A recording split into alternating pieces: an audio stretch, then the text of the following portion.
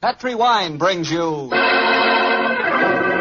Basil Rathbone and Nigel Bruce in the new adventures of Sherlock Holmes.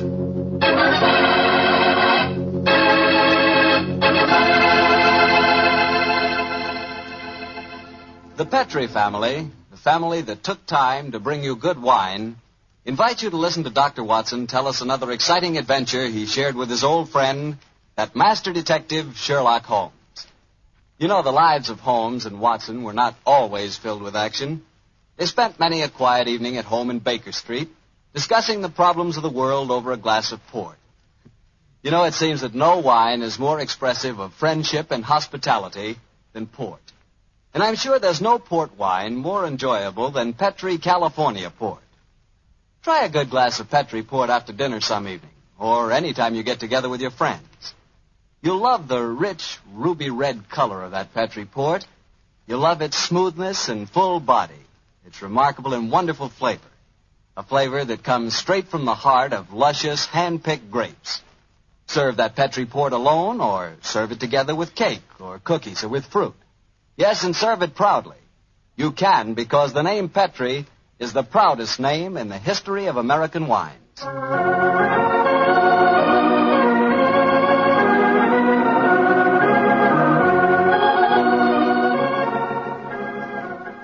And now I'm sure our old friend Dr. Watson's expecting us. Let's tap on his study door.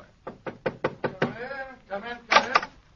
Good evening, Doctor. Good evening, Mr. Bartell. Come over here by the fire. I was just having a cup of coffee. Would you care to join me? Thanks, that'd be nice. It'll prevent you falling asleep during my story tonight.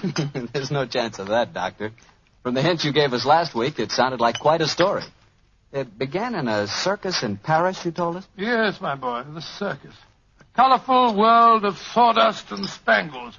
A world, Mr. Bartell, that I may tell you confidentially, always held an irresistible fascination for me when I was a youngster. Me too, Doctor. In fact, when I was 8 years old, I fell desperately in love with a lady bareback rider, a stunning creature who wore pink silk tights with gold sequins on them.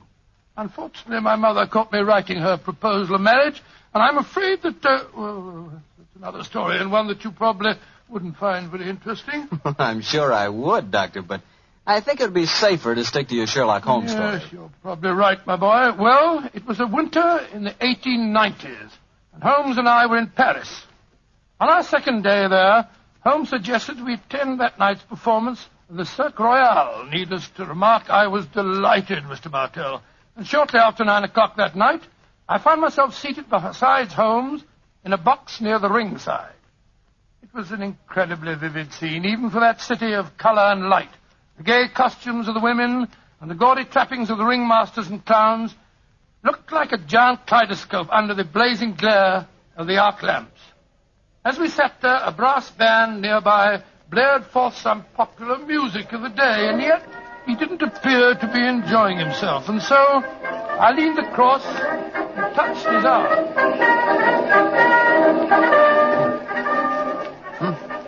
What is it, Watson? Well, you're very quiet, Holmes.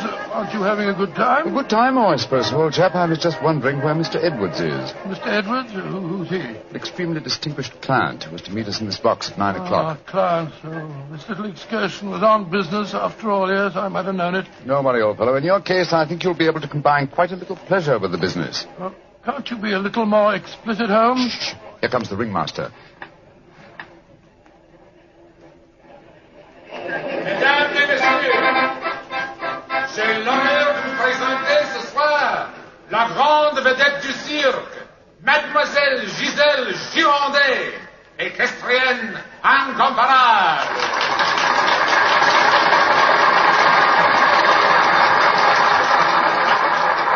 Giselle Gironde, yes, I've heard of her. She's a bareback rider, isn't she, Holmes? Honest in France, old fellow. She also has quite a reputation as a femme fatale. 3 duels have been fought over her. A young English officer in the Grenadier Guards committed suicide last year because of her. And a famous French banker is at present languishing in prison because her extravagances drove him to appropriate funds that did not belong to him. Yes, Watson, she's an extremely colorful personality. You know, Holmes, the funny thing, when I was 8 years old, I fell violently in love with a lady bareback rider. She wore pink silk tights with golden sequins on them, but unfortunately... Yes, she is, old fellow. Yes, she is.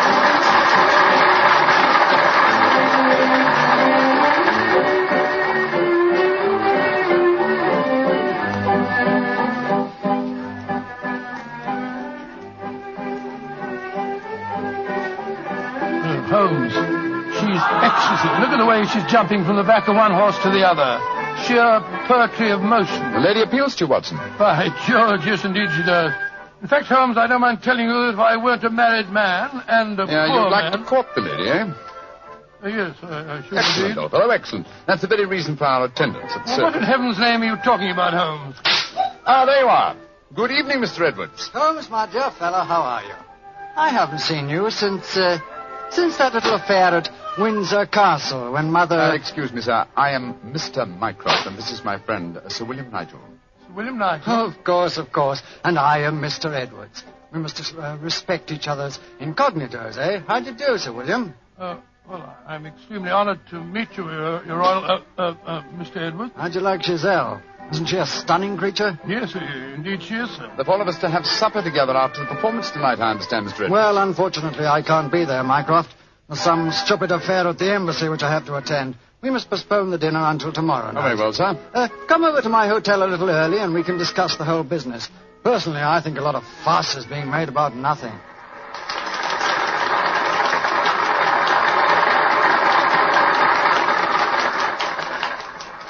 Now, if you'll excuse me, gentlemen, I must go back and see Giselle for a moment and tell her that I can't keep our appointment for tonight. I'll see you tomorrow, Mycroft.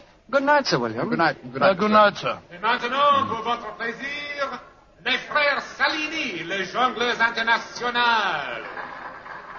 Holmes, what's all this mystery? That wasn't Mr. Edwards. It was the Prince of... Watson, please. Discretion, old fellow. Mr. Edwards, as you know, is extremely democratic. Too much so, possibly, when one considers his position and responsibilities. He's become quite seriously involved with Mademoiselle Giselle, the lady bareback rider who has just left the ring. Oh, so that's it. The Foreign Office, quite naturally, I suppose, is deeply concerned over the matter, and I've been entrusted with the delicate mission of protecting Mr. Edwards. Oh, does Giselle Gironde know that his true identity, do you suppose? That's the first thing that we have to find out. It's possible that she is simply captivated by having a rich Englishman at her feet. If, on the other hand, she knows who Mr. Edwards is, then we may be in for a great deal of trouble. Yes, but how are you going to find that out? By tempting her with a richer Englishman. And one with a title. That, my dear fellow, is why you are Sir William Nigel. You mean that... Your job, old What? fellow, is to do your utmost to steal Giselle Gironde from Mr. Edwards. But, I don't even know the girl. We shall remedy that defect in a few minutes. As soon as the performance is over, my dear chap, I shall take you to her dressing room and arrange an introduction.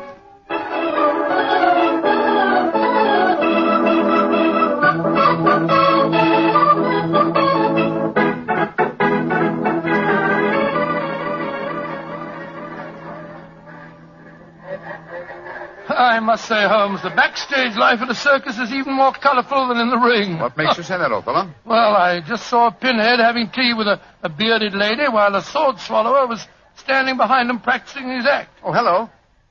See that man standing talking to the girl in tights? Yeah, attractive, isn't she? The gentleman is Inspector Vernet of the French police, an old friend and a distant relative of mine. Vernet, how are you? Ah, Holmes, mon cher ami, comment ça va? No, Vernet, please. On this occasion, my name is Mycroft, if you don't mind, and this is my friend, Sir William Nigel. How do you do, Inspector? Enchanté, Sir William. Permit me to introduce Mademoiselle Yvette Marat. How you do? How do you do, How do madame? you do? What brings you behind the scenes at the circus, may I ask, mon cher Mycroft? My friend Sir William is most anxious to make the acquaintance of Mademoiselle Gironde. But of course, every man wishes to meet Giselle Gironde. Why not ask Vernet? He will present you to her. Ha! He knows her well. Oh, no, Yvette, chérie, do not begin that all over again. You're in love with her. You've always been in love with her. I wish you were dead. Sometimes I think I could kill her myself. God, my soul, Inspector, she's a fiery little thing, isn't she? Ah, ça c'est vrai, ça, Sir William. Many times I've told her that Giselle Gironde would never waste her time with a simple police inspector. She prefers a wealthy foreigner. But Yvette ne comprend pas. She does not understand and she does not believe. Mademoiselle Marat was dressed in tights, Vernet. And what does she do in the circus? She walks the tightrope. Oh, She's yes. queen of the high wire. A charming and a talented girl, but a most jealous one. Vernet, my distinguished friend Sir William Nigel is most anxious to meet Giselle Gironde. Will you introduce him? I should prefer not to appear on the matter at this stage. Oh, mais certainement. I will take you to her dressing room. Please come with me, Sir William. Yeah, right. I'll see you later, Holmes. I'll be waiting for you, old chap. Good luck. You're a lucky man, Sir William. Giselle has quite a penchant for the Englishman. And when they are rich and have a title, I am sure she finds them irresistible. You really think so? Oh, but of course. Quel dommage that I am only a poor policeman. Here we are. Entrez. Giselle Monchou, permit me to present to you Sir William Nigel. He is a great admirer of yours. Yes, indeed, madam. Ah, Sir William Nigel. Come and sit here beside me, Sir William. I shall leave you. Au revoir. Sit closer. There. That is much more cozy, no? Oh, it's very nice of you to see me, Mademoiselle Gironde. Oh, don't be so formal, my Englishman. You may call me Giselle, and I shall call you... Let me see, I shall call you Sir William...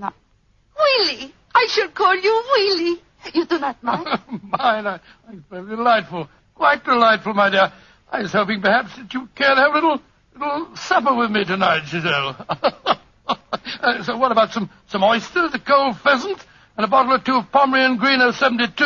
You get to taste rather well, don't you think? Oh, Willie, I can see you are a perfect host. I don't know about One that. moment, I get my cloak. Well, you know, Giselle, it's a funny thing. What is the funny thing, Willie? When I was 8 years old, I fell violently in love with a lady bareback rider at a circus. History seems to be repeating itself. Here. Alfieri, do you no longer knock when you come to my door? Who is this man? My name is Nigel, Sir William Nigel, my good man, and who may you be? I am Alfio Alfieri. I am Alfio Alfieri. And what is he? A trainer of wild animals. An imbecile. Va-t'en! You must not speak to Alfio in that way. You belong to me. Send this stupid Englishman away. Confounded impudence. Grossier. Belong to you. Giselle belong to no one. Do I have to take my whip to Put you? down that way. Put it down, you scoundrel. Next time it will be your face, Carla. You infernal blackguard. Raising your hand against a woman. Shocking. Bravo! Monsieur Willie has knocked him down. He certainly deserved it. Oui. And you in turn deserve something, Willie. Oh, what was that? Come close, Willie. I give it to you. A little kiss. Oh, yes. Thanks awfully.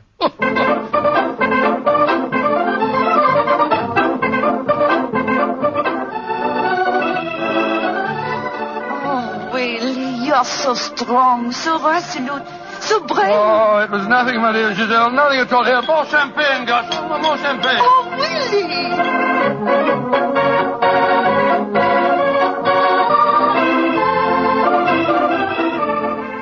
Giselle, Oui, Monsieur Edwards? have a box for the opera tomorrow night. I was hoping that Oh, I'm perhaps... sorry, Monsieur, but my time is occupied. I am showing the delights of moment to mon cher Willie.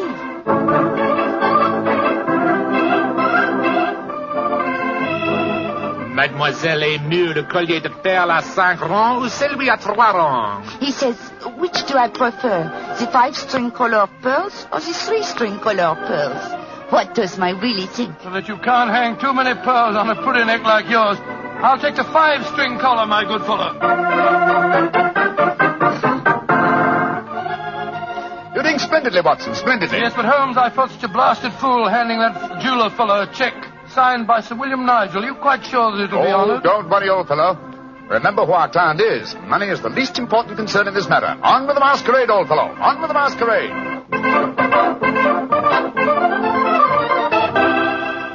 More champagne, garçon.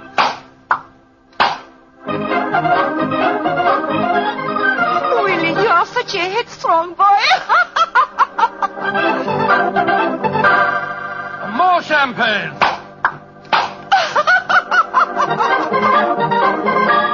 Citadel, you dear little thing.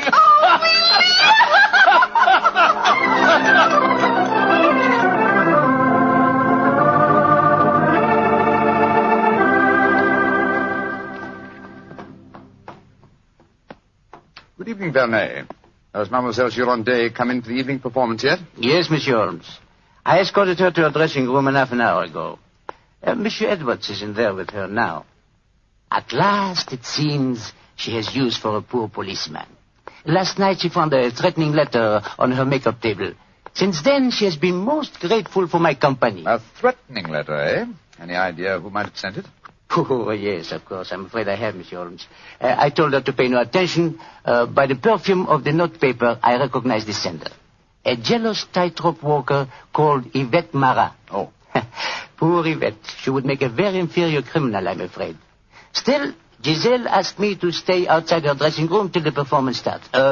You wish to see her? Yes. Oh, good evening, Mr. Edwards. Evening, Mycroft. Evening, Inspector Werner. Comment ça va, Monsieur Edwards? Look here, Mycroft. I think this little game's gone far enough. Giselle has just refused another invitation of mine. Now, I know who Sir William Nigel is, and I swear I'll tell her. Don't you think, sir, that the lady is hardly worth bothering about? Surely this whole incident with Sir William proves that she's a scheming little adventuress. A fictitious title and an apparently bottomless purse have shown her up in her true colors. I could have told you the same thing without such an experiment, my friend. Well, I suppose you're right, Mycroft. I've been a fool. An idiot who lets a pretty ankle turn his head. A conceited dope. Let us just say, monsieur, that you have been a man. Good evening, sir. Good evening. Good evening. Just going back to see Giselle for a moment, I brought us these flowers for her. I'll be back in a jiffy. Just a minute, Watson. I hate to dampen your ardor, old chap, but the masquerade is ended. Ended? What do you mean it's It is no ended? longer necessary for you to impersonate Sir William Nigel or to pay court to Giselle. Oh, really? Really? Really? Well, that's a great relief, sir. Great relief. I've hated the whole business. Oh, yes, I'm sure you have. We appreciate the sacrifices that you've made, don't we, Sir Edward? Yes, indeed. Well, I must go back and see her once more, though. We had a rendezvous for tonight, and I must cancel it. A gentlemanly thing to do, you know. I won't be a minute. Never have I seen a man more downcast. Obviously, with him, my dear Holmes, business was a pleasure. Alfieri, where are you going? That Englishman. I just saw him go into Giselle's room. To whom are you referring? That man that called himself Sir William Nigel. 2 days ago he struck me. I have to settle with him. No man may strike Alfieri. Do not cause any more trouble, Alfieri. From what I've been told, you thoroughly deserved what happened to you. Here he come now. You, English, you. Alfieri challenge you to a duel. Holmes! What's old chap? What is it? You're as white as a ghost. It's Giselle. What's wrong with her? She's dead. She's lying there in her dressing room. Strangled. Strangled? And only half an hour ago I spoke with her myself. Since then I've been standing in this corridor, guarding her door at her own request. Only 2 men have entered Giselle's dressing room since then. You, Monsieur Edwards, and you, Sir William Nigel. What are you suggesting, Vernet? I am suggesting nothing. I am stating that these 2 gentlemen are under arrest for suspicion of murder.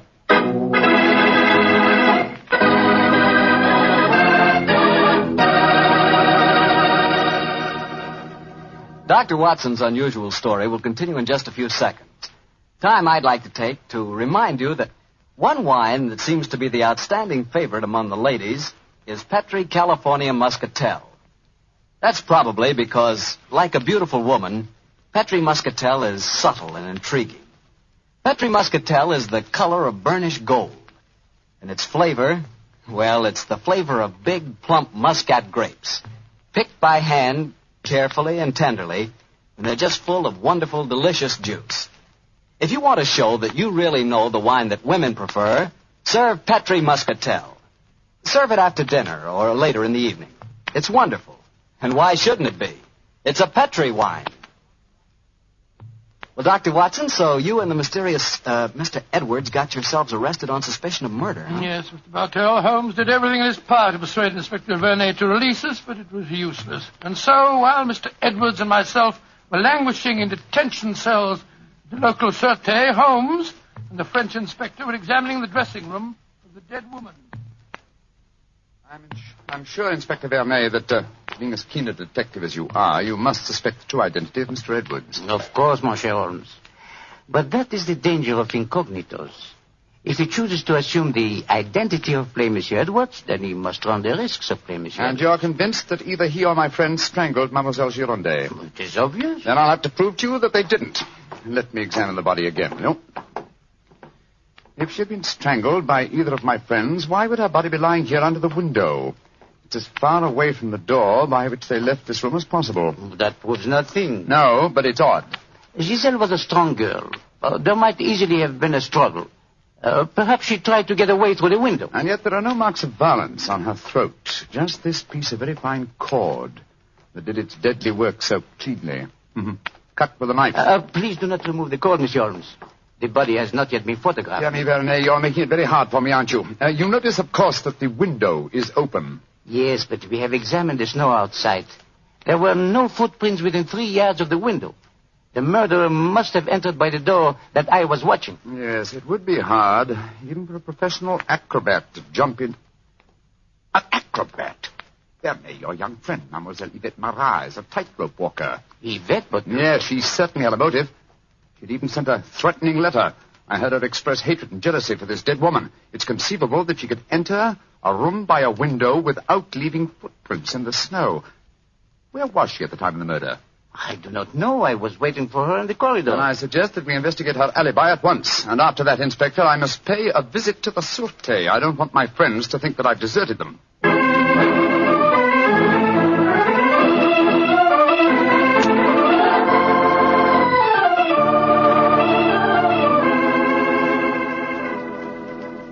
Excuse me, sir. Yes, Holmes. I'm afraid it looks rather black. As I was telling you, Yvette Marat, the tightrope walker, was able to establish a completely satisfactory alibi. Vernet still suspects you or Dr. Watson. Well, that's ridiculous. May I ask you a very straightforward question, sir? Of course. I can well understand that if you had gone into the dressing room and found the woman already murdered, you might easily be tempted to conceal the fact, to avoid a scandal involving your person. Will you swear to me, sir, on your true identity, that Giselle was alive when you left her? She was, Holmes. I swear it. Thank you, sir. That's all I wanted to know.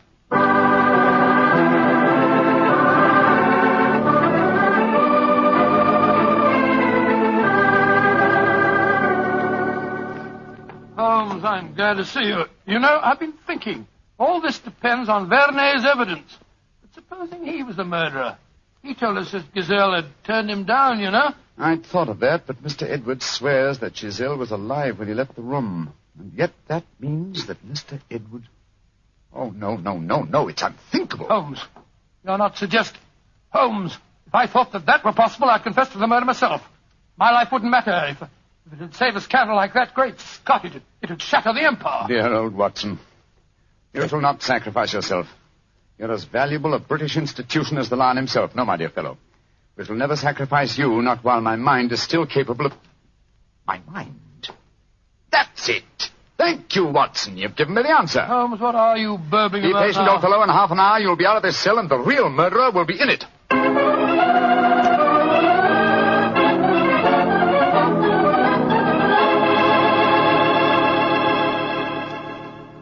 Questions. Why must Alfieri answer so many questions? Because he will not yet tell the truth. You murdered Giselle Girondet. How many times I have to tell you I did not kill her? Why should I want to harm her? Because you were jealous. Because she humiliated and tormented you. But I was not in her dressing room. I've already proved that fact. Am I a magician that I can kill somebody without entering a room? Alfieri, I know how you killed Giselle Girondet without its necessitating your entering this room. You're a smart man. Please to tell me. I don't need to tell you. With the aid of Vernet, I'll show you. Open the window, Alfieri. What game is this? Very well, then. I'll open the window myself. Put your head out. Come on. So. Who do you see? Inspector Vernet, standing 3 yards away, where you stood, and he's got your long training whip. No! Don't move! Stand there. The inspector hasn't your skill with a whip, but he wants to try a little experiment. No, leave him alone! All right, Vernet. I'm holding him.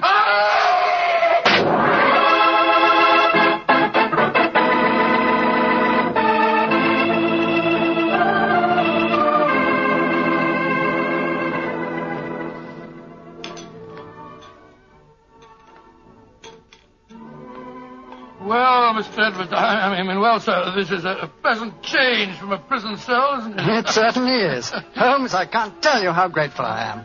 I still don't quite understand how you did it. Watson, in rather a roundabout way, was responsible for giving me the clue. Oh, how was that, Holmes? Well, on more than one occasion, old chap, I've had cause to deplore your rather florid style of writing. Tonight, I was very thankful for it. When I began to speak of the capabilities of my mind... suddenly I remembered a phrase of yours in which you referred to its whip-like rapidity and accuracy. That, of course, made me think of Alfieri, the animal trainer. Exactly how did he kill the poor girl? Well, sir, he stood outside the window, far enough away to leave no incriminating footprints. Called to Giselle, probably persuaded her to lean out, then snapped the whip around her neck, pulling it tight and strangling her. And then I suppose he cut the cord and let the body fall back into the room. Precisely, old fellow. We found a whipstock among his tackle, a whipstock from which the lash had been cut. The stub of lash left matched the cord around the dead girl's throat. Amazing business. And I don't mind telling you, fellas, I'm very thankful to be through with it. Yes, so am I, sir. In fact, I wouldn't be at all surprised if this whole incident cures me of my love of circuses. Oh, I didn't know you had a predilection in that direction, Watson. Oh, yes, sir. Yes, if you don't mind my saying so. When he was 8 years old, he fell in love with a lady bareback rider. Didn't you, Watson? Indeed. What happened? Well, sir, I don't remember her name, but she wore pink silk tights with golden sequins on them. And I wrote her a rather hot-headed letter. Unfortunately, my mother...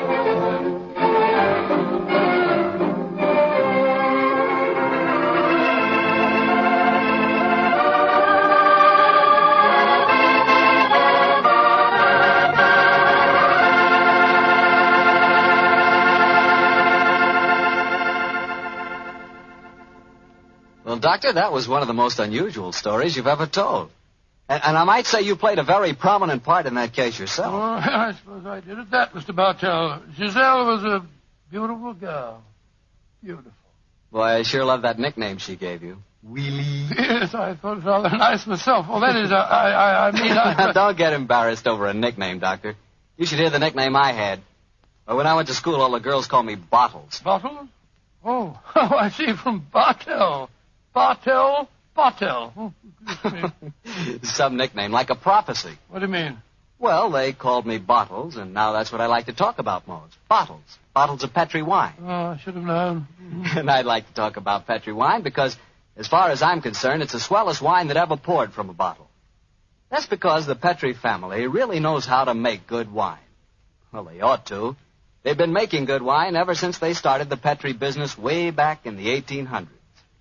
And since the Petri family has always personally owned and operated their business, they've been able to keep that fine art of winemaking right in the family, handing it on down from father to son, from generation to generation. So it's no wonder, whenever you want a good wine, you want a Petri wine, because Petri took time to bring you good wine. Well, Dr. Watson, what new Sherlock Holmes story are you going to tell us about next week? Well, now, next week, Mr. Bartell, I'm going to tell you of a strange adventure that Holmes and I had in the swampy fenlands of Norfolk. It concerns a gypsy encampment, a child that vanished, and a horrible death in the murky depths of a fearsome quagmire.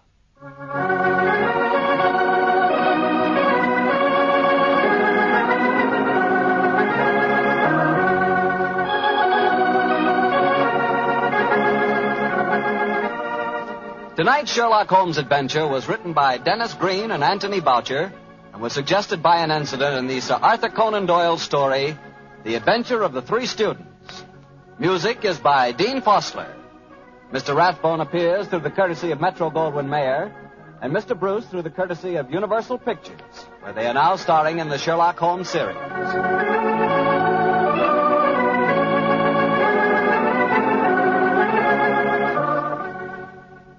The Petri Wine Company of San Francisco, California, invites you to tune in again next week, same time, same station. Sherlock Holmes comes to you from our Hollywood studios.